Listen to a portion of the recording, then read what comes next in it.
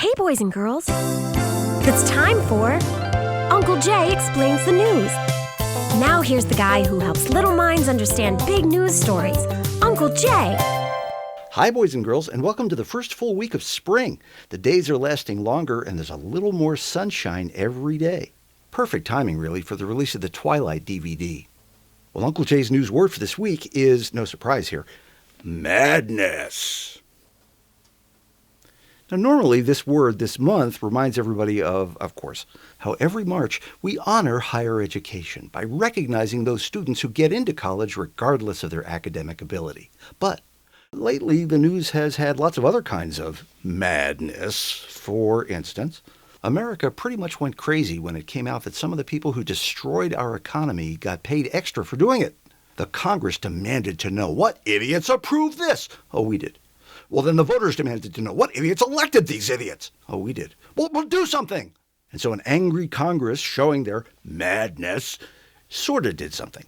They dragged in this guy because his company gave out those bonuses. And they said, "You're evil and greedy. Where did you come from?"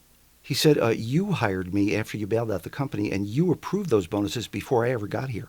Congress said, "Get out. Okay, we'll tax the bonuses with a new law, and this time we'll even read it." Well, in the middle of all of this,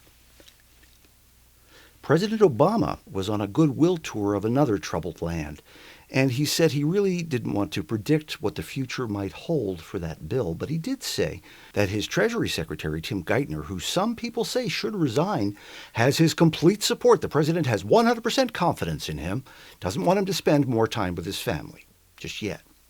And now it's time to answer one of your news questions. This week it comes from Steffi in Salem, New Hampshire. Hi, Steffi. Steffi writes, "Dear Uncle Jay, in history class they always say history repeats itself. If that's true, that history keeps flunking and always has to repeat, why do we have to study something that's obviously so stupid?" Thanks, Steffi. Well, the idea about history is that if you know the things people did in the past, you can avoid the mistakes they made. For instance, if we look back at how America got into its current mess, we can see it was basically three things: short-term gratification, ignoring simple arithmetic, and shifting responsibility to others.